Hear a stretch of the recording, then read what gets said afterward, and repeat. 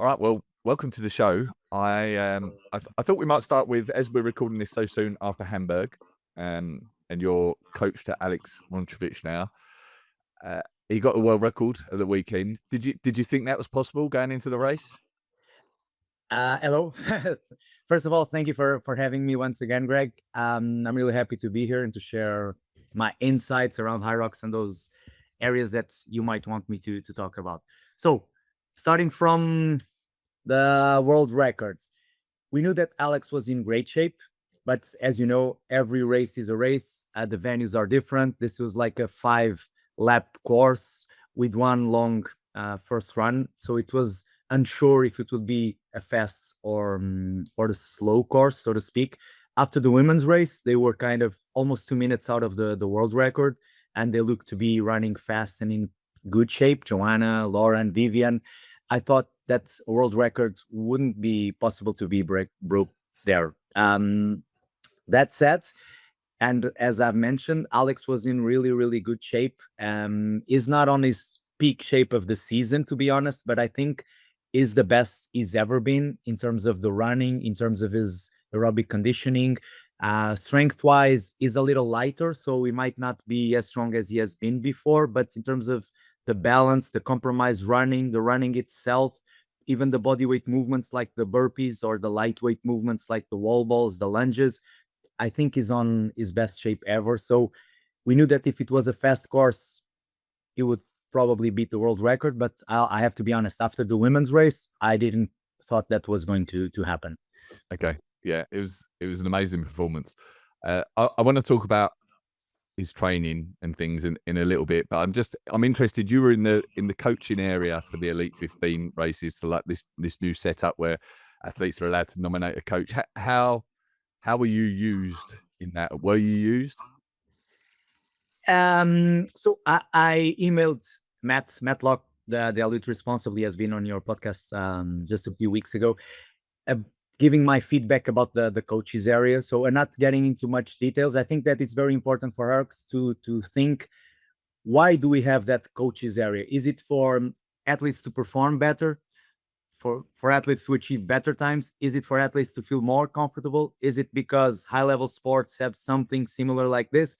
So think about the reason why the coaches area exists, and then we can think of the best ways to build it.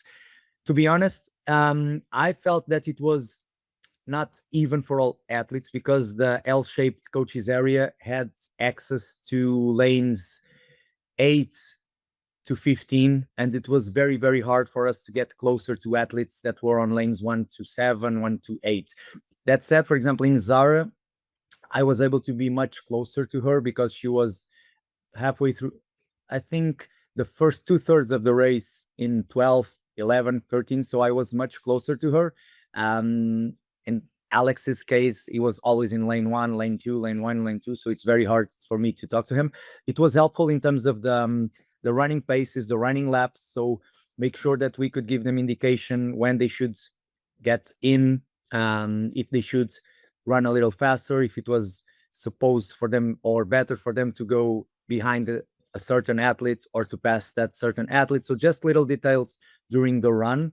It was good. I think it's not the perfect or the definitive setup, but I think it was a good thing to implement. Okay.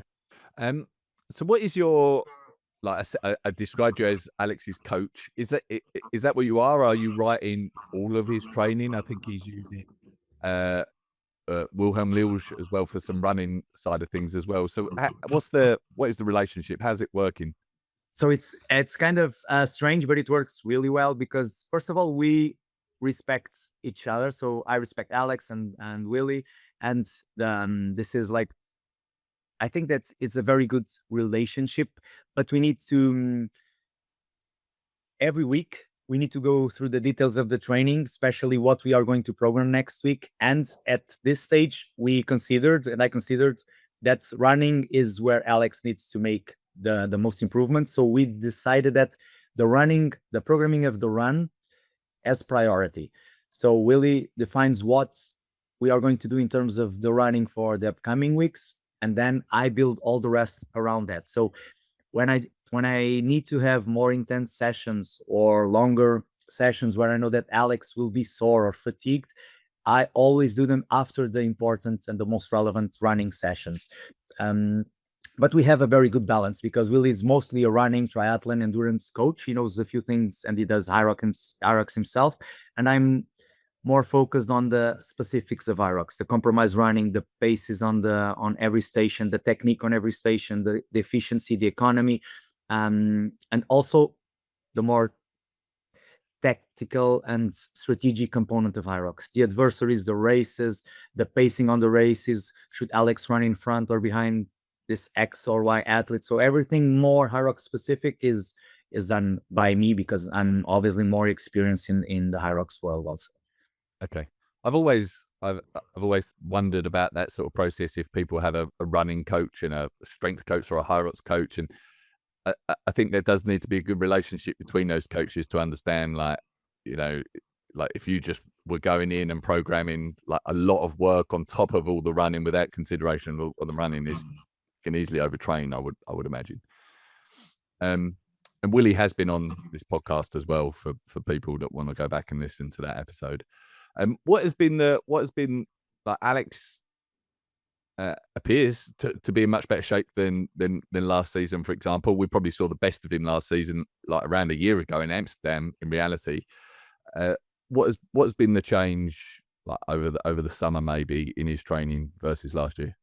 So I would say there was a turning point that was the World Championship. So Alex, I think this happens to every great athlete in every sport. There is a point when they have been on the tops for so long that they tend to ease off or to get a little comfortable in with their positioning, the way that they have been settled in the sport. And the World Championship was a reality check for Alex, and he knows it, and it's something that I think if you are inside the Hyrox elite world, you can tell. So after the Worlds, we decided, Alex, it was immediately in Chicago. The three of us, we were there together, and we said, Alex, we need to take things more seriously. We need to be more focused, more disciplined, and basically that was the biggest change. So the training system, the methodology didn't change that much. Alex's focus shifted a lot. So Alex is a guy that is a self-made athlete. He has been an athlete all his life. He's focused, his discipline. He can suffer, and his willpower is huge. So he knows how to do things, and that sometimes is dangerous because he does a lot of things, or he was doing a lot of things on his own, on top of the training. Sometimes changing things, sometimes, and also before the worlds, there was a big change in Alex's life. He stopped his professional career as a teacher, so he had some pressure to build his own professional life. So he had to survive, and he had some commitments and some things with sponsors, workshops, training camps around the world that he felt like he needed to do to find some stability in his life. And so he did it. And that, I always say, this is a balance. So he was not a professional athlete, so he had to find a way to make money and to survive and to be able a few months later to live from the sport, and that now is happening. So it was kind of an investment, a risk that we took, and we knew that it was really risky, and it was. So the world changed Alex's mindset in terms of the way he saw training and the focus in training and the importance of following a strict program. Because as you mentioned, and this happens if you have several coaches or if you are heading things on your own, we are always in a limbo between volume intensity, and if we add more and we don't have the time to recover and to rest, it has a negative impact. So more isn't always better. Okay. You touched on like you work on him with like race strategy as well, and pacing and things like that, and you I think you put on one of your Instagram posts, if he goes out hard, he goes hard all the way. And and he did. Like, he went out fast, he smashed through like the sled push, and he just didn't slow down. Like, was that the strategy? Just like go out and hang on? It's not exactly a strategy. I wouldn't say it's a strategy. It's a way of competing. So Alex, when he feels good, he likes to be leading the race from the start. And there are other athletes that have the same mindset. You see, Hunter, for example, it's the perfect example. He likes to be running in the front, and he feels comfortable in the front, pacing a race. and he feels uncomfortable racing from second or third. So it's curious because his name is Hunter, and he's not a hunter, he's a prey. He likes to be in front, pushing, and that's the way they work. Their mind works like that. So there are some athletes that bluff, or their strategy is to push hard and then they settle, or to push on the runs and recover on the stations. Alex, you can immediately tell after the first lap, on the second lap of the first K, he passed him. He went straight to the front and he started pushing, and then I can immediately say this is a race that Alex is going to win, unless penalties are assessed or some mistakes, an extra lap or something like that. But from the physical and mental point of view, I knew already that he was going to push. The sled was risky, and we talked about that because he over pushed a little the sled, but then he gained some advantage, especially over second, third, fourth athletes at the moment. And then Dylan came from behind, and Rich Ryan also from behind. But he made a few seconds that allowed him to recover. But it was risky. But we also know that Alex, he has a high tolerance to lactates. His lactate clearance is really good, and mentally is very strong. And so we knew that after 1-2 laps, he would settle, and that little advantage would be enough for him to manage from the front. Okay. Have you, like with this new setup, there's 5 or 6 laps per run. Have you been training Alex and Zara and athletes for turning corners? Is that like something you think about in training? Not really. We haven't been doing that that much, to be honest. It's something that they know. So they know that the corners usually, and I think this setup will be like the standard, always to the left, like counterclockwise. We know that they won't have like crazy sharp corners, but still, if it's a short venue like this one was, there will still be like corners where they need to decelerate, accelerate. So we think more about the physical impact. And if they do 80 or 84 corners in one race, it's completely different from, for example, from London, where they're going to do 4 corners per 1 kilometer, the regular athlete. So it's more about the physical impact of the deceleration and reacceleration than having them training around corners or football fields, etc. So we don't do that specifically, but we think about the physical impact that it can cause. Yeah. We you and I were both on the Red Bull Hyrox coaches camp fairly recently at Silverstone, and one of the questions that was posed in one of the lectures was, where do we think the world records will be in 2030? So I'm interested in your answer to that. Where will they be in 5 years' time? And then also, like, what do you think it will take to get there? What needs to change? What does an athlete need to do to achieve that sort of level? So I think that athletes coming from different sports, ex-professional athletes coming into Hyrox, if they adapt and if they are willing to wait and are patient enough to stay for like 9 months, 12 months, 15 months, 1.5 years, they will be able to achieve awesome results. So we are now receiving athletes from long distance triathlon, middle distance triathlon, different Olympic modalities, but mostly endurance athletes. And I think that we haven't reached the point where Olympic triathletes, for example, or the athletes that are now shifting from Olympic sports to T100 to the half distance, like Aiden Wild or the Norwegians, or those type of athletes that are their aerobic engine is huge, but still they are crazy fast. Guys that are running 3:05 half marathons or 18Ks after a triathlon. So they are crazy fast and they can endure. And these athletes are used to train 30, 35, 40 hours a week in very strict regimens. They are used to spend 9 months a year in training camps.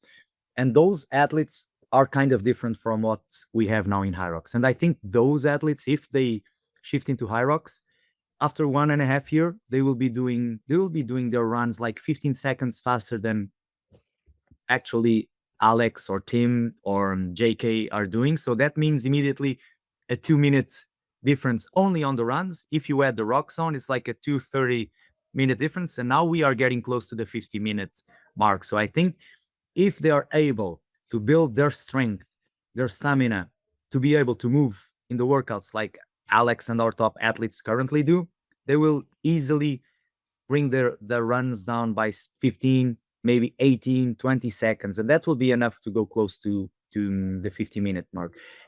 I think it's more about when do they start shifting to Hyrox? And this will depend. Will it be an Olympic sport? Will it have TV streaming? And that will bring sponsors. Sponsors will bring money. Money will attract this type of athletes. In terms of the mentality, what we also see, a few athletes are coming. They come from the professional world, and they think they will easily adapt and become elite 15 athletes in Hyrox. That was true 3 years ago, but it's not true anymore. So they need to come into our sport with the right mindset. And it's always what I say when I receive, and I receive a lot of requests and messages from athletes from different sports and want to be Hyrox elite athletes. And I tell them, think about the opposite. If myself or Alex, I want to change to your sport, like to the 1500s or to triathlon, and I say to a coach, in 1 year, I want to be in the elite, or I want to be in the world championship as an elite, or I want to be in the Olympic games, you would laugh. So they need to have the same type of thought. The sport is growing and athletes are starting to be very specific and training properly. So it's not easy for them to come. They need to be coming with the right mindset and think, okay, I need to put in the work for like 1 year, 1.5 years until I see proper elite results. But they will come. Yeah, yeah. On the women's side as well, where do you think those numbers to get to? So if we can touch 50 maybe on the men, where do you think the women can get to? I think that the gap between women and men will kind of stay similar to what it is. I have to be honest, I don't like to talk about genders, but currently I think that there are the field of the man in terms of elite or pre-elite guys breaking like sub 58, 57, it's huge. And that brings a lot of competition, and the times are getting better and better in the men because there's a lot of pressure. On the women's side, it's kind of different. So I think women are maybe one season behind the men. So we have 2 or 3 women that are really settled on the sub 60, 3, 4 women. And then we have a big pack of women that are still around 101, 102, 103. So the gap is quite big. And we need to have more women coming into the sub 60 so that they can push the current women that are doing 58, 57 to the 55. So I'd say that this gap of 3, 4 minutes will probably be kept. Yeah. Yeah. Okay. That leads us nicely to you've recently started training Zara Piergianni as well. Presumably happy to see her get her spot in the doubles of the weekend. Are you excited to work with her? And like when you came on here before, you talked in the past about like traits for a high performing athlete. Like, do you think Zara shows that? Do you think she can really excel in the sport? I would say Alex is a big friend of mine, and his mentality as an athlete is awesome, and physically is outstanding. And I really love working with him. We are friends more than anything. We have been in a lot of countries together. Zara, let me see, how can I say this? Zara brought me the joy of coaching elite athletes again, because Alex is an exception, but most of the athletes, in terms of the mindset, they're not as positive as they may think. They have a lot of questions, a lot of doubts. Most of the athletes are hard to train. They're not trainable. And that's one of the most important traits. And Zara, we didn't know each other. We've been talking, but then we met in the Red Bull camp, and we matched immediately. So the mindset that Zara has is really what I expect in an athlete. She's willing to learn. She's willing to listen, to improve. She gives me a lot of feedbacks, and above all, she's always happy and positive in training. So that's something that it's rare. She's not comparing herself with others. She's not comparing the training that she's done, that has been doing, with what others are doing. Or, Tiago, I need to do more volume because X or Y is doing zero. So over this almost 10, 12 weeks, it's been, I don't know, it's been really, really nice. And she has been here in Portugal also with me. And she brought her husband. They're really a nice couple. So I really like them. In Hamburg, I met Zara's father, and I was like 1 hour talking to him. So they're really good, genuine people, the type of people that they would be my friends here in Portugal, and that's what I think it's more important. In terms of Zara's athletic potential, she needs to have more fire. That's what I say to her. She needs to be able to push herself more. I think this happens to a lot of endurance athletes that come into Hyrox. they are very afraid to touch their zone 5s, their high zone 4s. They are very used to be competing on zone 3, sometimes zone 4. And even if you look in a men's race or women's race, let's go to the men's race. I look at Pelayo, I look at Rich Ryan, I look at Aguayo. Athletes that come from a running background, triathlon background, Thierry, they always look comfortable. They always look good. Their running form, the way they move, it's beautiful to see. But I come also from an endurance, but from a CrossFit background. And I'm used to see athletes pushing themselves, killing themselves. It's completely opposite world. So I think Alex is the perfect balance. Zara, she's still kind of in the endurance mindset, and I'm now pushing her to more the intensity mindset. And when we have been training together, she always, but this is something that a lot of athletes that come to train with me in person, they say, I should do this more often. If I was training with you in person for like 1 or 2 times a week, I would be a much better athlete, because they feel they are being pushed, but not crazy pushed like we see in some CrossFit workouts or CrossFit coaches. Push the right way. So we need to, as coaches, evaluate the athlete, assess, and see, okay, I need to push him, but this is the point up to where I need to push him. And then depends on the mentality of the athlete. Some athletes need to be over pushed because we know that they can do more than what they think. Others, we need to be careful not to over push them, because if they don't succeed, they can deal in a negative way with that. And that's up to the coach to assess, like in the moment, how and up to what point that athlete needs to be pushed. That said, I think Zara, I was very, very happy because they had a lot of penalties on the burpees, and they were more than 1 minute behind. And the way that I saw Zara and Gabi and her partner competing after the burpees, that's what I expect from her. The fire, the look, the way they run, pushing the floor, always wanting to go faster and faster. The look of Zara on the individual race, on the first 4 runs of the doubles, compared to the second part of the doubles race, is like, that's what I expect from her. And and she trusts me.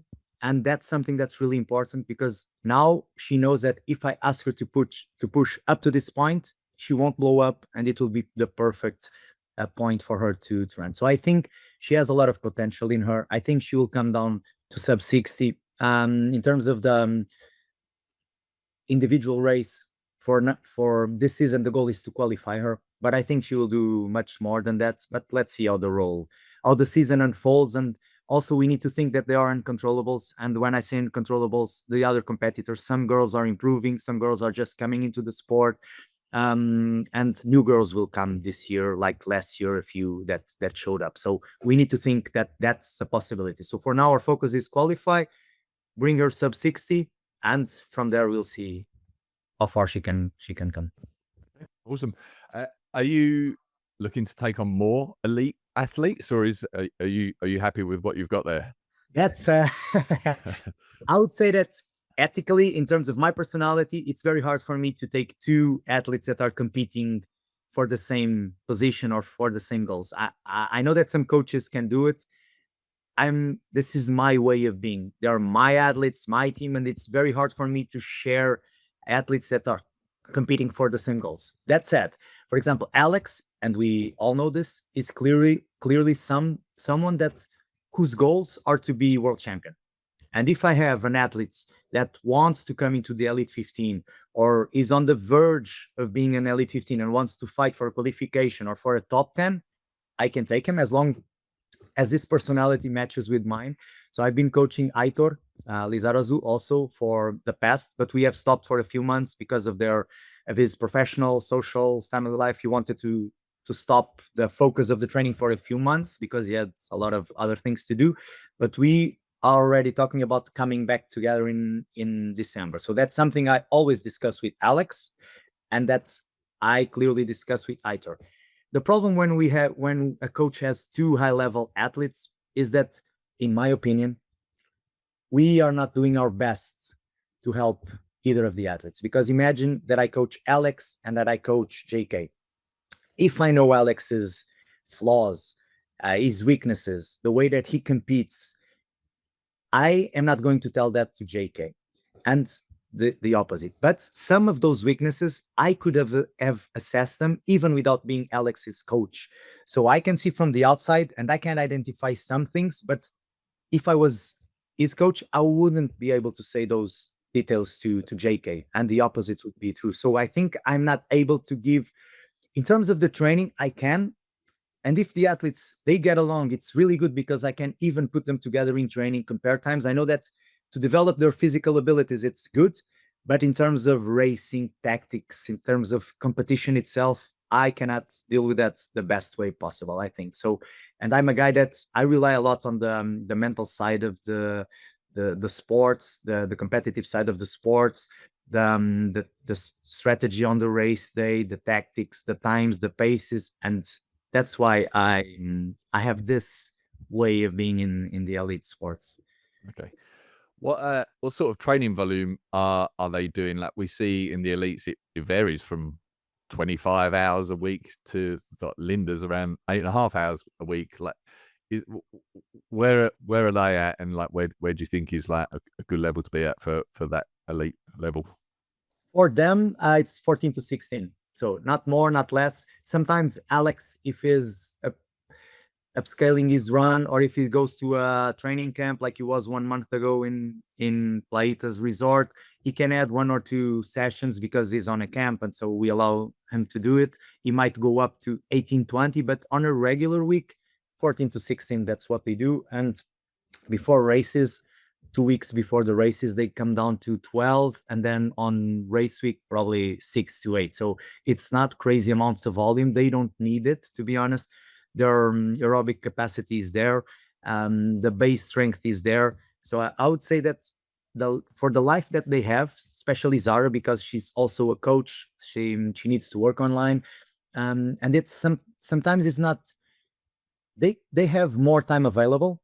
But my way of thinking is, if they want to add 2 hours of training a week, they need to add 8 hours of resting or recovery a week. And sometimes that's the problem. They have 2 hours free to add some more training, but then they don't have 6 or 8 hours free to work on the recovery or to sleep. So Alex, now he has a little more free time, but still this works for him. We don't want to over push him because it's working. Mhm. And in terms of like what that looks like, high level, is that generally they're doing 2 sessions a day for 6 days a week, uh, and then also like in terms of the running, like you touched on, like intensity and things like that. But are they largely staying under threshold? Is it a lot of zone two? What does that look like, high level? Okay, so Alex, no rest days. He doesn't like them. Also, I don't do rest days, so I think that we are kind of similar that way. We do easier days, and sometimes days that have only one session. What happens with Alex is, we try. I think that it's all about the balance, and sometimes we need to try to fit training around their preferences. So I don't need to have Alex training early in the morning or late in the evening just because of the 8 hours of recovery in between sessions. If Alex is comfortable training at 8:30 a.m. and then he stays at the gym because he has a gym, das gym, where they have meals, and he can stay there, they have a lounge, it's nice. Then we rest for 1 hour and a half, and then he can do another session at 12 or 11:30. That way he only comes out of his home one time, he can go back, he can relax in the afternoon, he can be with his girlfriend, he can walk the dogs. And I like it that way because it's comfortable for him, and I'm kind of a strict coach, but not to that point. Um, in terms of the weekly training schedule, I'm not a sports scientist. I know a lot about sports science and I read a lot and I'm crazy about podcasts and books and articles, but I'm not crazy in terms of metrics, in terms of heart rate variabilities, heart rates. I'm much more the practical coach. What I mean by this, so early in the season, we start developing their speeds and their anaerobic power. That's the way I like to work. So they become, in terms of the running, for example, the rowing, skiing, we do short sets, longer rests, but very intense. So we try to develop their anaerobic capacity and also their speed. It doesn't mean that they're running crazy fast sprinting on the track. I try to use hills. I try to use the bike. I try to use the assault bike to reduce the impact, because Hyrox athletes, they are heavy. Alex has 85, 86, sometimes on the preseason 87 kilos. So I avoid crazy sprinting because of the impact that that has. And sometimes we work on hill sprints, hill repeats, treadmill repeats, so that we can make them really hard and short. And that way it develops is speed. That's also a way to improve running technique. Sometimes we think that, and this is true for a lot of things, like we should practice our neurologic system, our technique when we are not fatigued or pushing hard. But in the running, when you run fast, it forces you to have a good posture. It forces you to use your arms, because if you don't do that, you don't run fast. So that's also a way to develop their strength. Parallel to that, on this first part of the season, they are working on their pure aerobic engine. So endurance. This can be long bike rides, this can be long runs, and we focus mostly on that. After that, we start building their VO2. So, and this we do in running and ergs, and also body weight movements and Hyrox movements, because I think that we are, most of us, very closed in our thinking in terms of VO2 or threshold. We always think about running. Some of us think about the ergs, but we can do much more than that. So we try to develop the VO2, because it's important to have a high VO2. I think it's the biggest predictor, or the predictor that has the biggest correlation with Hyrox performance would be the VO2. But there are more, obviously. They need to develop then threshold and strength endurance and get the VO2 percentage that you can use really close to your 100. But developing VO2, it's important on the second stage of the season, because we need to, they need to have a big engine and a very reliable engine. After that, we start working on threshold pace, so to speak. I don't use a lot of sub threshold. It's mostly our threshold, or they are doing zone two work. Their current week, since they have been approaching a competition, was kind of strange, because both of them were focusing on doubles and singles. So in doubles, they were coming to Maastricht, and 15 days after, they were coming to Hamburg, where they were going to race singles and doubles. And it was very hard to find the right plan when they are competing in both, because doubles, we focus much more on VO2. So it's hard, intense work with short recovery sets. And in singles, it's more like a threshold pace, where you need to sustain your threshold or a high percentage of your VO2 for longer time domains. And this was hard to do. For Alex, we focused mostly on the individual race, because we knew, and this is not arrogance, I think it's being honest and clear, that Alex and Tim, they were going to qualify in Maastricht no matter what, and they were going to qualify in Hamburg no matter what. I think this, everyone knew that they were going to win. We just didn't know if they were going to break the world record or not. So we focused Alex improving his threshold, improving his compromise running, and we worked a lot over the last months in the summer about Alex's technique and efficiency. And I can talk about that, dig a little deeper in a few moments. That said, in the case of Zara, we were working on both. So focusing on VO2 and focusing on threshold, because we wanted Zara to qualify in Maastricht. We wanted Zara to qualify in doubles elite in Hamburg, but we still wanted her to perform properly as an individual competitor. So that's what was a hard balance, but we were able to do it. One Zara week of training from 1 month ago. It's kind of Tuesday, always track sessions, and we were focusing on threshold, because of their also the individual race that she was doing, and that can be 6x3 minutes with 30 seconds rest, or 5x5 minutes with 1 minute rest in between. Threshold pace, pure threshold pace. And on those days, sometimes we had a double session, and the double session is still threshold, but focusing more in the ergs and Hyrox movements. If you want to do, or to build a threshold session with ergs and Hyrox movements, it's as simple as 1 minute rowing at threshold pace, 1 minute of burpees threshold pace. So I know that for Zara, this means around 18 burpees per minute. Alex, it means around 20 to 21 burpees per minute, 1 minute of wall balls. And here for them, they can go unbroken and it's still threshold or sub-threshold pace. And then if I want to improve, like I want to improve Zara's ski, the fourth minute would be ski a little faster than threshold pace, so sub VO2 pace or long VO2 pace, hard, and then 1 minute rest. For Alex, the same, but I will build it differently because Alex doesn't need to improve. He needs, but our focus was not to improve the rowing or the skiing. So I would finish the threshold with burpee broad jumps or with fast lunges or with fast wall balls because that's where Alex needs to work and improve.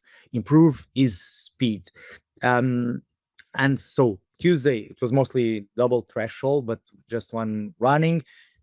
Thursday, Zara always rests, and then we had one long run that could be or Wednesday or Sunday, dependent, and all the other runs are compromised. So basically, one specific threshold session or VO2, but in this case, threshold, two longer runs outdoors, and the rest of the running, it was compromised running. And this, the way that I develop athletes is mostly this is our goal race space. It's not your threshold, it's not your VO2. I don't care about that. So early in the season, if they have tests, we work with heart rate, we would work with percentages of their with lactate zones, etc. But when we approach competition, I forget about stats. So Alex needs to run a 315 to win. So this will be his goal pace. Zara needs to run a 340. So this will be goal. I don't care if it's an RPE of 6, an RPE of 10. It's a 340, it's a 340. You need to do 33 wall balls per minute. I don't care if it's your heart is at 188 or 170. For me, it's the same. You need to do it. We will do them. I need you to do the burpee broad jumps in 2 minutes and 30 seconds. The lanes that we have in the elite setup, we will do it. And Alex can say, Tiago, I felt like shit. It was like my heart was coming out of my mouth. My heart rate was Alex, if we want to win, 230 is the pace. So let's fight for those 230. So in my way of planning programming, early in the season or when we are building big blocks, okay, we can think about RPE, we can think about lactate zones, we can think about heart rate. But when we are focusing on competition, it's pacey. So if I train a half marathon runner and I know that for him to win our goal A race, he needs to run a 245 per kilometer pace, I don't care if he's on 100% of his VO2 or 102% of his threshold. I don't care. He needs to run a 245. Okay, let's do our intervals according to the pace that we want to compete on the race. So when we do the compromise sessions, it's mostly about, okay, Zara, our goal is for you to run at 345 on a race. Okay, this 1.2K, 345. And then you come straight into the skier, and now your skier is a 206 or 207 on race. But we want to bring this down to 202. So let's go 202.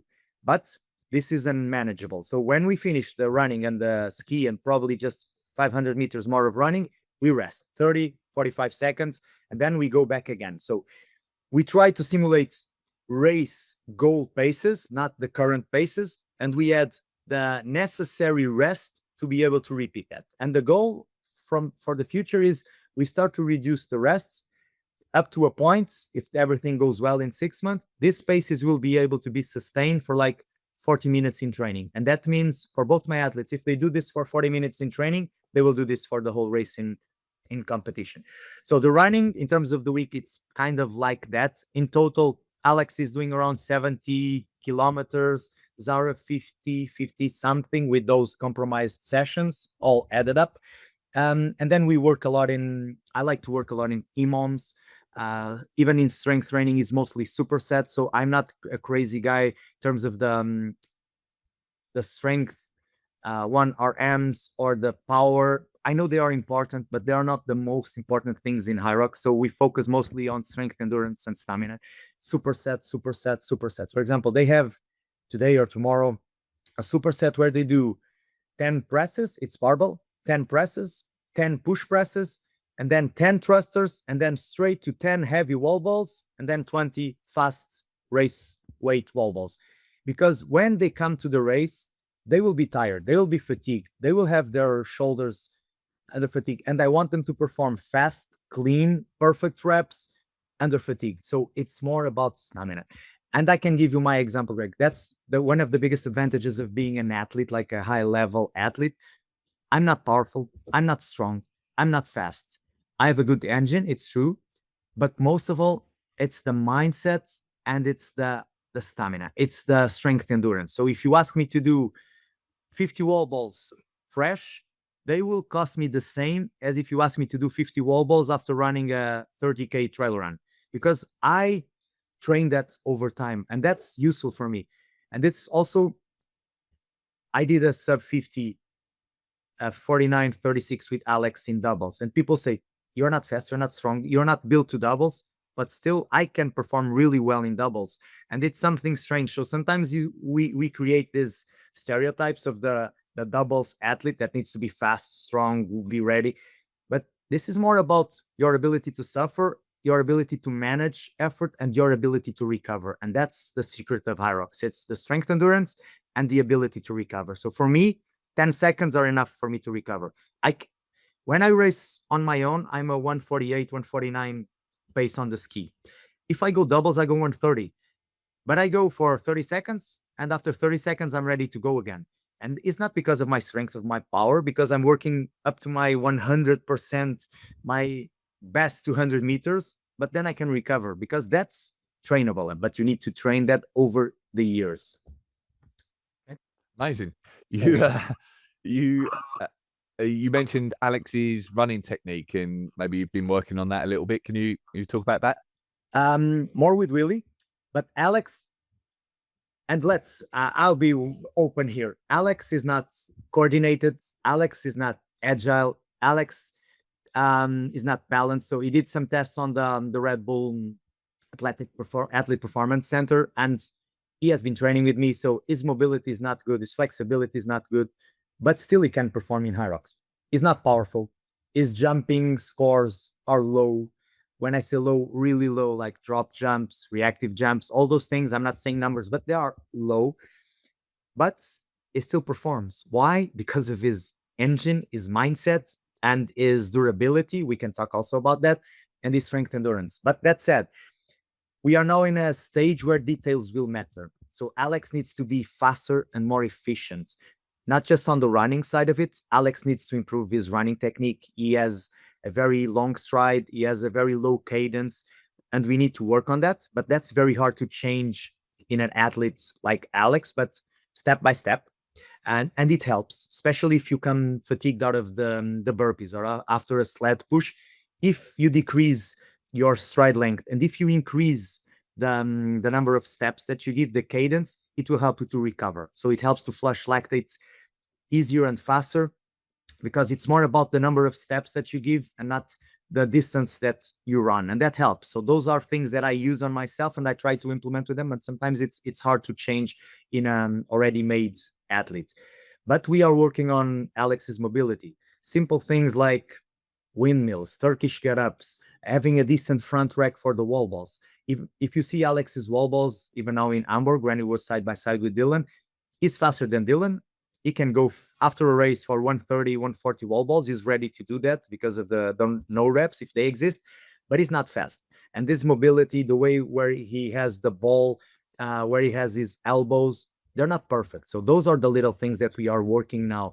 Burpees, the same. He can be faster and more efficient. I've been working more with Zara on that because her burpees were uh, not good is an euphemism. So, but they were not good, and she's getting better. But it's more about the flow, the sequence of the way you move your body. Technique is everything, because we need to be efficient in Hyrox. This is it's a 1 hour event, and efficiency is really, really important. And efficiency is mostly about two things: technique, the way you perform the movement itself, and breathing. And they are very related. So you need to find your flow to be able to breathe and to synchronize breathing with movement pattern. In the rowing, in the skiing, this is easy to see and to do. In running, it's harder. And in burpees, it's very hard. On the sleds, it's hard. But though, when you have those things naturally linked together, everything becomes easier and smoother, and you feel it like a flow. And that's something that I feel in the burpees.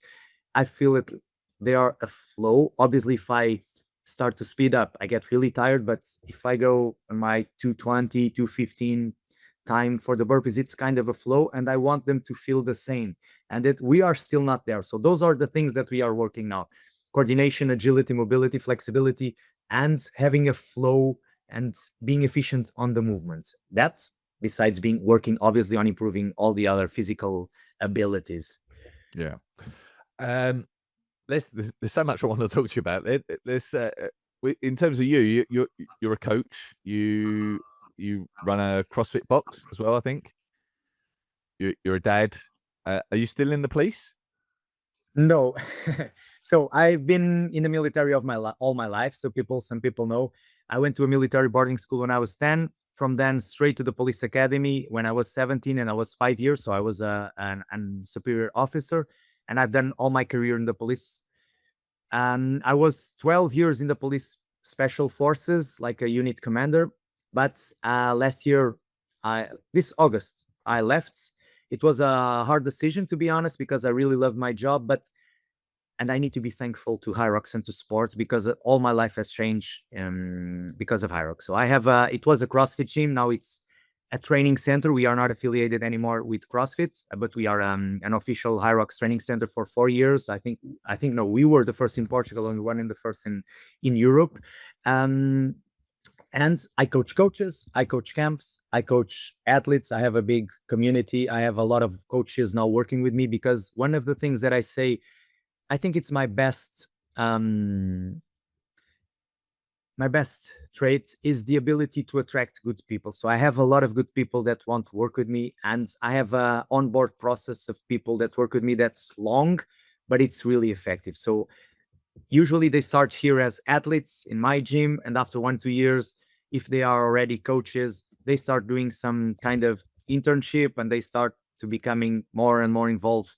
They compete with us, they come to Hyrox events, CrossFit team competitions, and after that I bring them onto the team. So now I have a big team in my gym, and few of them work part-time with me in the online coaching for Hyrox. Some of them have been even world champions in Hyrox in double. So I have a big community. When we go to the races in Spain, we go like 50, 60, 70, 80 athletes from here. It's a big community of athletes and coaches, and I'm very happy to have that. So that allows me to currently to be more on the strategic side, coaching only very specific athletes, thinking more about developing my businesses, my the things that I work on, and they are more into the specifics of the coaching. So currently I have my gym, I have my online community. I'm coaching around the world. I'm working as head coach for Hyrox Performance Center Space Clubs, for Ram Fitness. I'm working with a lot of companies. I'm also helping Hyrox as a consultant for the elites. I'm doing a lot of things currently, traveling a lot, and I'm really happy to be able to have built my current life around Hyrox and sports. But the athlete side of it, that's coming down, because I'm training every week. I train less and less, and traveling, it's hard on your body, to be honest. Yeah, but you still did the sub 50 minutes pro doubles relatively recently, so it's not come down that much. I know. I also did the world record on the Open in Vienna in the EC, the sub 54. So it's fast. I still can perform, but not like I did. But I'm getting, I think, a little smarter in the way that I train. So what I preach, I don't apply on myself. So I've been injured a few times because I over push myself, and even if I travel, I train. But now I'm trying to be a little smarter around my training. So I do mostly easy sessions, and then very hard intense sessions, but with low risk of injury, low impact, more in the ergs. I try to avoid hard things that I was doing before. So I was relying a lot on CrossFit style workouts, even with CrossFit movements. I was keeping them while developing my Hyrox athletic career, but now I'm trying to get away from it, to be honest, and that's still working. Let's see, in a few months I'll get back to competition, because I also like to be in shape, and I also like to be able to push my athletes in training, and that's something that it's part of my coaching style also. Yeah. You mentioned like you're doing training camps, and I know you've done those all over the world, really, like Cyprus, Marbella, Lisbon. But you also went to Kenya. I think you went to Kenya with Alex. Yes. Was there? I'm interested. Like, was there? And I had Shane Benzie on recently, like running technique guy, and I know he spent a lot of time over there, like, looking at the Kenyan runners, looking at their technique, looking at how they train. Was there anything in particular you picked up in Kenya about how they're training over there, anything like that? It's a very different reality, Greg. So they live and breathe running. We were in a center with 50 other kids that one of the conditions, they need to go to school, high school, they need to be religious, and then they need to be willing to help in the community. And they were training like every day, 2 times a day, except on Sunday they did just one run. And looking at them, the technique that they have, it's very hard for us to implement because they are so light, so skinny athletes. The way that they run, they jump is so smooth that it's very hard for us to try to copy that, to be honest. If you train runners, light athletes that are only focused on running, I think you can take a lot out of it. For us, it's hard. But one of the major takeouts was I really watched in person that the easy runs are really easy runs. So I was when we get there, we are at 2,500 meters of altitude, so it's hard.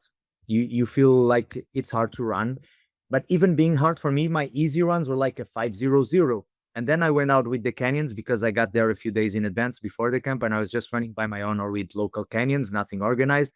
And they go on their easy runs like 5:20, 5:30. And I was like, these guys, they can run sub 3 marathons and they are running 5:00. And I'm a guy that can even run a 4:00 marathon and I'm running at their speed. So that was like, maybe you're doing this wrong. So their easy runs are really easy. But then when they go for the long runs, and I went with them, like usually on Sunday, they start really easy, but it's impressive. So they start at 5:00 and every kilometer they take 5 seconds and they finish like 2:35, 2:40. It's crazy the speed. And that also allow me to think about durability. That's something that I can give the example of Alex. Durability being the ability to perform when you are fatigued. So they build their run, and when they are with 30 kilometers in, they are getting to their race pace. They're on the 3:00s, the 2:55s, the 2:51s, the 2:50. So they build up, and when they get there, they are kind of fatigued. Durability, I've done this with Alex and with myself, and I can give you an example. It's a thing that Alex has that most of the athletes don't have. And I was talking to some of the guys in the elite, and they were telling me, Tiago, I can do a 31:30 10K, but I cannot keep up with Alex on a race, not even on the second run. And Alex can't do a 33-minute 10K, or probably it will be something 32 highs because he's heavy, because he's running economy, his running form is not perfect. That said, durability. Alex did a 5K test, and this was a few months ago. He did, the numbers aren't exact, but are close, a 3:10. And then 1 week after, Alex, I want you to do this workout. And the session was he warmed up and then he did a 5x1K. And the 5x1K was at 3:15 with just 1 minute rest. So it was a hard session. You are running at your 5K pace, kind of 5Ks and 1 minute rest. Immediately after that, without resting, without eating, without hydration, let's go for a 5K test again. So let's test your 5K after having already 45, 50 minutes in, including 5x1. Hard. And his time dropped down by 2 seconds per kilometer. So it's ridiculous. From 3:10 to 3:12. That means that his durability is like high. He can perform fatigued or not fatigued. And also we tested, Alex, don't drink, don't eat to see if the performance drops. No drops in performance. That means that in a race, like in a major, he doesn't need to go for his drink or for a gel or anything like that. He can have it there.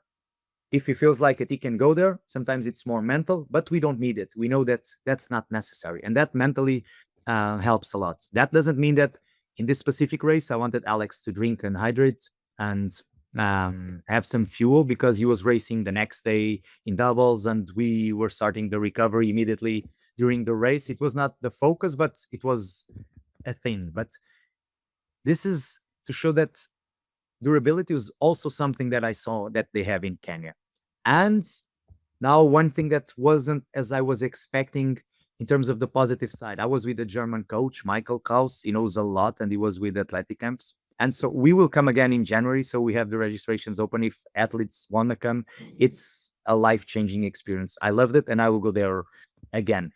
And I was talking to Michael, and he coaches a lot of Kenyans, and they don't like to suffer. They don't like to do VO2 work. So they are kind of the opposite of our regular CrossFit hybrid athletes. They like to do the longer things. They like to train threshold, but they don't like to suffer in terms of the VO2. So the problem is that their VO2 is very close to their threshold. I would say their threshold is like 98% of their VO2. And for us, we have a bigger difference. So if you ask me to go on my VO2 pace for running, probably it's a 310, and my threshold pace will be a 330 or something. I'm just making up numbers, but it will have like a 20-second difference or something.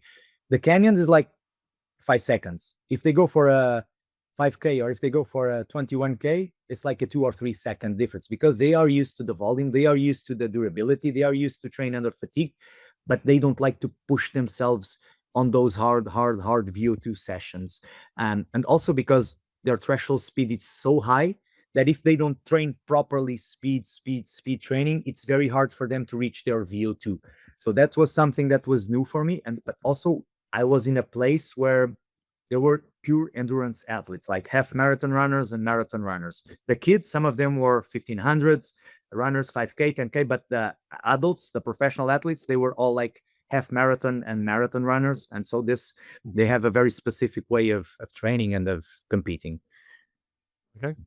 I listened to a podcast with a guy that wrote a book, Running with the Kenyans, recently, actually, and one of his takeaways was exactly the same as yours. Their slow runs are very slow for what they're at, and like the quality of their long runs and how they speed up at the end is impressive. Yeah. What is your? I often ask people in here what their why is for competing in Hyrox. What's your why for your coaching, your competing, like all the things you're doing? Is there a big driver behind it? It's kind of a mix of a why not, to be honest, because I was doing a lot of sports and then I found Hyrox and I thought, why not? Let me try this. But my biggest driver in life, um, I'm a competitor. I'm super competitive. So in everything in life, and I'm a perfectionist. So if I'm an athlete, I want to win. And obviously, I know my limitations. I don't want to win the elite. I know that's not logical, but I want to win my age group. I want to set world records in my age group. As a coach, I want to coach the best athletes in the world, but I don't want to have the best athletes. I want to build the best athletes. As my training center, I want to have the best training center in Portugal, or if possible in Europe. I want to have the best, to deliver the best product, the best customer experience, my online training. So I'm trying to build something different. It's not just we are delivering coaching. I have like a big team. I have coaches, I have athlete support, customer care, I have videographers, I have marketing people. So it's my mini company. It's not a big thing, it's not a big business, but I try to keep everyone satisfied and have the best thing possible. That means that in every area that I'm in, I want to be the best. So in Hyrox, the same. And this can be in the coaching side of it, the business side of it, or the personality side of it, or the athlete side of it. So it's mostly my why. It's a competitive why. I know it's not something that people usually say, so but it's what drives me, to be honest. Okay. I saw your son. You said you went to a military boarding school. I saw your son recently did his first 10K run. Yeah. Is that right? Is that how are you thinking about with your kids, like encouraging them in sport? Are you pushing them in a certain direction? How do you think about that? No, zero, to be honest. I was lucky in that the military boarding school. I had 10 mandatory hours every week of sports. So I did so many things, and I'm a privilege, to be honest. I did world championships in orienteering, in cross country, a lot of things because we were really good as a school. And back then there was a lot of championships for schools, even in Europe, in the world. And I was able to do that. So I think I want to give them the same opportunities, but not, I don't want them to go through a military boarding school, to be honest. So I think, and what I've pushed them to do, the only thing that I've pushed them to do is swimming, because I think it's very important for their development, for their survival, to have good swimming skills. And they both do it. So one has 4, one just turned 14, and I like them to come to the gym. I have mini kids CrossFit since they are 3 years old. The older started when he was 4, the younger is now starting, but they just see this as a game. This is like their playground. They come to the gym and they do whatever they feel like they want to do. And then they are doing different things like judo, like football, soccer. And the older one is he doesn't train running, but he's a natural, much better than I was. So he's just playing football, and every now and then he goes on his own, picks up his phone, turns Strava on, and he goes for a 7K or 8K. And I saw that he can push. So when they have those school championships, he's always like first in his school, second or third in the district, and then when we come to the regional championships, we start getting like semi-professional kids with 14, 15, and he's like a top 10, top 15, but he can suffer. And this one was more to push him. He told me he could go a 4:15. I knew he couldn't. So on the first 5K, I pushed him for a 4:15, and then he suffered from then on. But it was really good because now I see that he has my suffering mentality. So he could suffer for 5 kilometers, never wanting to walk, never wanting to give up. The pace dropped, obviously. So he still did a 4:23, 4:24 for 10K without training. That was very good in my opinion, especially if I compare to kids their age that don't train specifically, but is very focused into Hyrox. Now he wants to do an Hyrox when he's 16, and he's asking me to start training him. But I will keep things really light, to be honest. He comes with me, he does a rowing session, or he can do some sleds, things that he feels like he wants to do. We will do them. We are now coming together as kind of a mixed CrossFit Hyrox competition in the south of Spain, where they have a specific division, father and son, teenage son. So we'll do it's running around the track and then doing dumbbell snatches or wall balls, simple CrossFit movements, and he's very motivated to do so. So I think the goal here is he needs to feel that he loves what he's doing, and I should not force them to do anything. I just want them to be active and to be healthy, to be honest. So, and if they want to go in a specific direction, then I can help them. But I'm not doing that currently because I don't feel like I should coach them as a coach. Okay. You touched on your ability to suffer. What do you think of to help you do that when in those times? Is there a place your mind goes? I think mostly is I love winning, but I hate losing, and losing is not winning. So it's more of a I don't need to go and think about specific hooks. It's mostly about my ego. I don't like to fail. I'm a as I mentioned, I'm kind of a perfectionist, and I deal very. I don't know how to deal with failure, to be honest. Sometimes those situations are hard. So I don't allow myself to go to those situations. I've never dropped out of a race, never ever. And I've done ultra trail running. I've been I've my first 100K run. I was not training for it. So after 60 kilometers, I was like suffering. Organization, the guys picked me up, put me on a blanket. They were not allowing me to continue, but I had to skip and run from the organization tent. It was a military race, so I can finish the race. So I've done a lot of crazy things, and I've suffered a lot in Spartan racing and crazy races. And so I never think about quitting. And no, I have to be honest. I think a lot of times about quitting, even in a Hyrox race, but I never quit. But it's mostly about I have a big community. I have a lot of people that I coach and people that trust me and see me as their leader and the example that they want to follow. So I don't want to let them down, and I especially don't want to let myself down. And I know that when I say quitting or dropping out, it's not necessarily getting out of the race, delivering my ship. It's also stop pushing. So, and I don't allow myself in any situation to stop pushing, because I know the first time I open that door, the door will remain open and it will be an easy way out. And then this happens to a lot of athletes. And you know, a few, especially in Hyrox, because that's your world, athletes that drop out of a race once, they drop two, three, four, five, because then it becomes something. And for me, all my life, I don't know that possibility and I don't want to know it. And I say that a lot. As a police officer, I did many arrests, and I had to do a lot of hard things.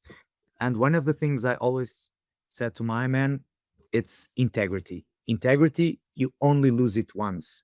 So I can say I've never stole, I've never done X wrong, but if I do that just even once, I won't be able to say that anymore. And it will become an easy path to go because you have done it.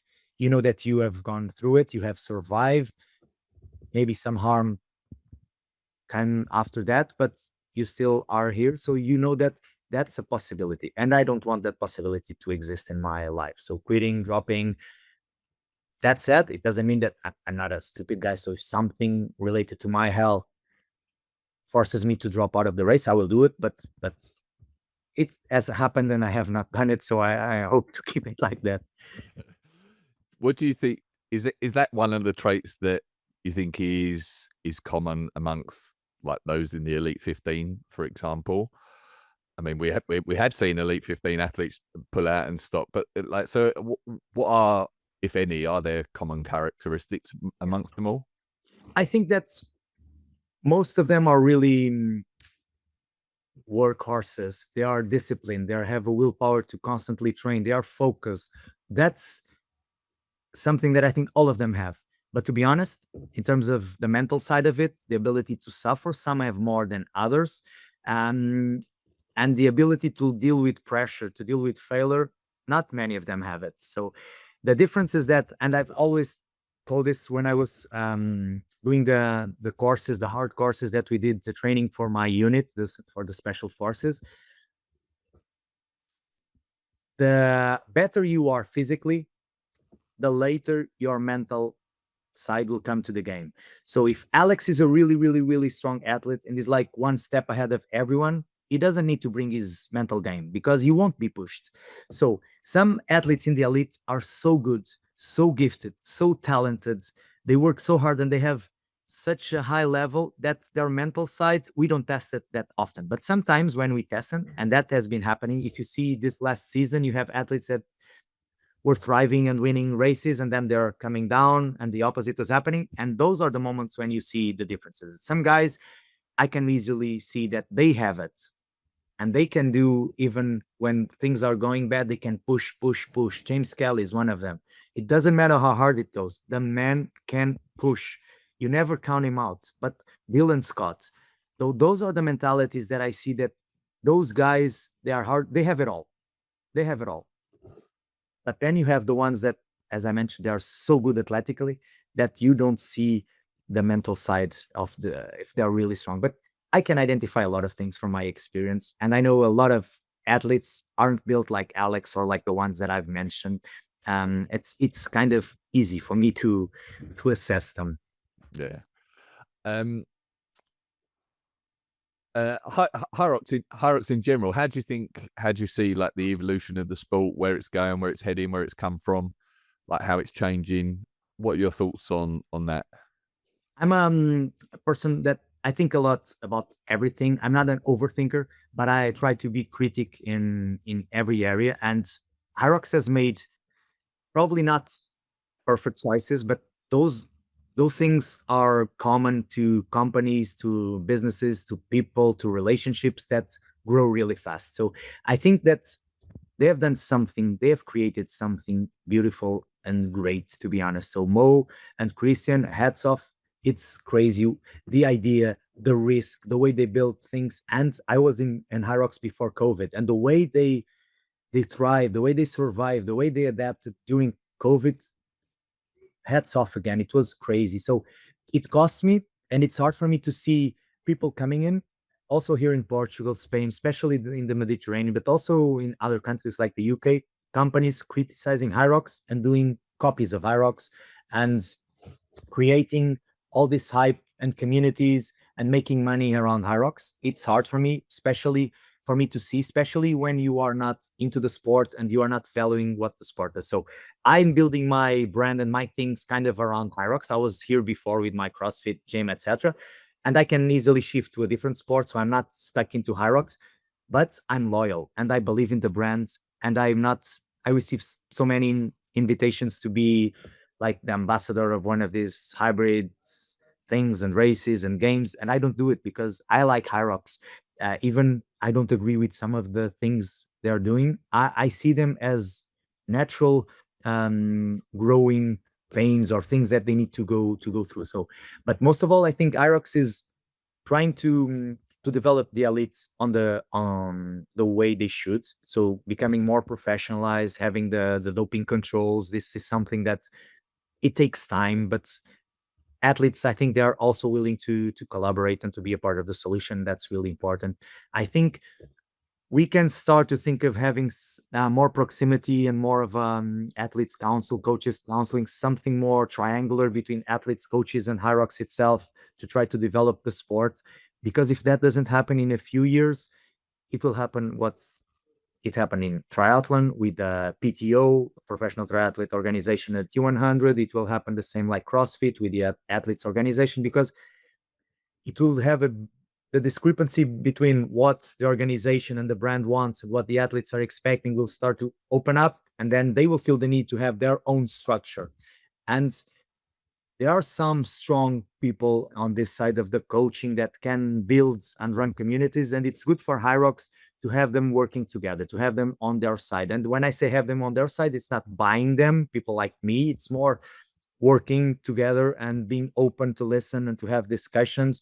Some things make sense, some things might not make sense. Also, sometimes we have ideas, but we don't know the broad spectrum. We don't know the context, and Hyrox probably can explain some of the things to us, and we can help bring them out. People like us, like you, also, Greg. But I think that it's growing very fast. It's growing in many directions. Um, the education part, the affiliation part, the brands growing to different continents in terms of the racing part of it, the elite side of it, with things that are coming. But I think that they really need to think about separating or creating different directories, and don't have the same people trying to manage everything, or trying. I don't like to talk specifically about people, but when I see a CEO, an owner on a racetrack, I think that something is not working properly. I can have a lot of love for a brand. I can really feel it. I build it myself, but I should be in a position. And this you learn in the police, for example. When we go to big demonstrations, to crazy football matches with 200,000 crazy fans, or an European championship, I really like to be with my men on the terrain, but I can't. I need to be on a command center, and then we have 2 or 3 levels. I need to be receiving inputs from media, from drones, from my people on the ground, to be able to make good calls, to make decisions without being in the arena, without having my head like in this in the space and with the vibe of the arena. So those type of things, like, create clear separations between who runs the show, who manages, who coordinates, who directs, who had judges. People need to be in specific positions, and they need to have good people working below them, but they need to trust them, and they need to give them the space to grow and the space to make also their own decisions, as long as they're aligned with the brand. This is something that I do with in a very smaller scale. I know it's very hard to do, to replicate in a bigger scale. I want to create leaders. So I want my coaches to be better than me. I only work with people that are better than me in some way. And that's the way that we can grow. But I trust them, and I know they are loyal to me. But if one of them in like 1 year, Tiago, I want to build my own thing, I will help them, because they have helped me a lot. So I want to show my coaches, when I go to workshops, I want them to coach, but I don't want to test them or them to fail. I prepare them, and I want them, when they step in, people like them. People say, okay, this is not just Tiago. The best feedback I had from my last camp in Lisbon, it was guys that were coming because they have met me in Cyprus in an athletic camp, Germans, and they were very kind of reluctant to come to Portugal, because, Portugal, Southern Europe, we are not known for our organization. They're like, Tiago, I came to Portugal because of you, but I will come back because of your team and your organization. So those are the things that Hyrox really needs to think is, we need to show more of our directors, give them authority, separate kind of clearly even when we are working with some of the areas of Hyrox, you can tell that they are always reluctant to decide, because there are still people above that they have to report to. And that's valid when you have small things, but when you want to grow and become big, you really need to have very good people. You need to trust them 100%, and then you'll need to let them do their job. I hope I don't get misinterpreted when what I'm saying, but I think it's just more of a constructive criticism, because every time the Hyrox asks me to help them, and when I say Hyrox, Hyrox Global, Hyrox World itself, I'm willing to help, to be honest, because whether it's helping with the gym classes, the coaches programming, the elite board to develop the elite sport, so I'm here to help because I'm into the sport. I'm in the sport for a long time, and I want the sport to thrive and to survive. And also, I'm in the sport in so many different areas that I relate with, and I connect with a lot of people inside Hyrox and the different countries that have their own Hyrox franchises. Okay, awesome. Thank you for this. This has been fantastic. Is there anything else I should have asked you? I feel like we could go on for hours. And Uh, what's your what are your race plans? Do you have personal race plans as an athlete? I can tell you my race plans and my athletes. So we are now deciding about the major. So, and this is no secret. I don't like to have secrets here. Zara will try to go for all the majors because she really loves competing. She loves traveling. She has lived in Australia. So we'll probably, she's in a stage where she needs to gain elite race experience. And I was discussing this with Anthony because I really respect Anthony's top coach. And we were talking among ourselves about what's the best way to build a season for a top athlete. And I was telling Anthony my opinion, and he agreed. Seasoned athletes, very experienced athletes like Alex, Lauren, Megan, Joanna, they should do like 3-4 races a year before the worlds. I think that's more than enough. But when you have athletes that are still gaining elite experience like Zara, they should do more. They should do 5, 6, 7. But we need to define clearly the goals. But so Zara will do the majors, and that's our main focus for the season. Alex, we are avoiding crazy travels like Australia, US, but then we have to think an athlete at this level, and the sport is big, but not still crazy big. They don't have that many opportunities to show themselves, sponsoring wise, brand wise. If they're live streaming, it's important. And also the prize money. We really need to think that the prize monies currently are really good for the elites, as long as it doesn't compromise the training, the planning, the periodization. We might go for 2 or 3 majors, but Alex will race more. So we will be in Madrid. We will have probably Vienna for sure, home race, and probably we'll go for 1 or 2 races in Europe, because Alex is the people's athlete, so he likes to be in regular races and to compete in regular races, and I think it's very good for him to do that. Myself, so I'm recovering from a knee surgery. I will compete in. I'm still deciding between Madrid and Rio de Janeiro in Brazil because it's on the same weekend, and I have tickets for both, and I have coaches and athletes in both. But I probably will come to Brazil doubles, probably because I want just to do doubles before the end of the year. Then I'll go to Frankfurt. I will race with my big friend and close friend Tom Hogan from my age group. I really love the man, so we'll come together in Frankfurt, and from then I will start to build my individual season. Probably I will do Bilbao. I might do maybe 1 or 2 races in Poland because I'm now very close with Hyrox Poland. I'll come to London for sure because of the dimension of the event and the coaches summit that will take place there. And let's see, I don't want to race that much, but last year I started racing in December and I ended in Berlin with 14 races. So this year I hope not to make the same mistake, because then I got injured with all the traveling and then competing. It was crazy. Let's see. Okay, awesome. What do you think is like an appropriate number of races for a more average athlete? Like, I think it depends, because a lot of athletes, they are having so much fun competing in Hyrox, and this balances their life so well. If they have the opportunity in terms of their time, their financial resources, I think doing like 6, 7 races a year is, it's kind of okay.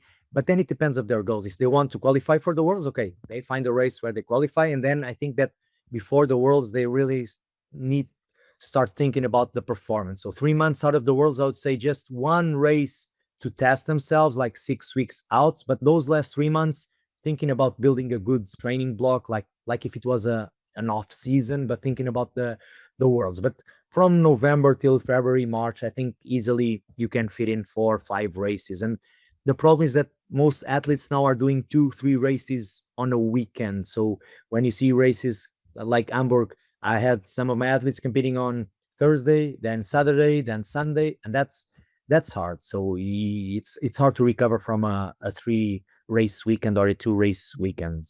Yeah. One last question: do you have a favorite Hyrox moment so far through the years? I was thinking about that coming back from Hamburg. So this weekend was really fulfilling for me. So when Alex broke the world record, I was so happy. But then when Zara qualified in doubles, I was so happy.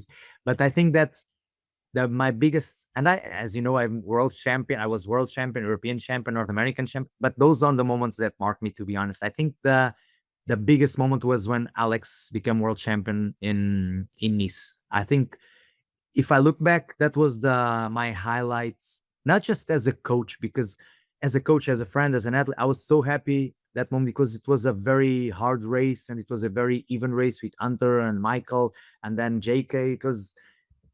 It was really nice, the feeling that I have after that. So I usually I'm more happy when the others win than when I win, because for me it's like it's that second, that moment, those 2-3 minutes, and then I start thinking, okay, now you're on top of the world and everyone wants to beat you. You need to work hard. I can deal perfectly with the pressure, but I'm happier when I see others that I help winning.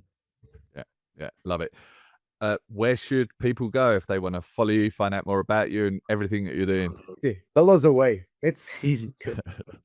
Okay. I don't post that much, but you can see a lot of things there. So, and if you want to, as I mentioned, whether it's training or camps, and I think that I don't like to talk about my camps and my programs at all. So people just go and look and see if it fits. But I think that Kenya, and it's not my organization. I'm just the head coach.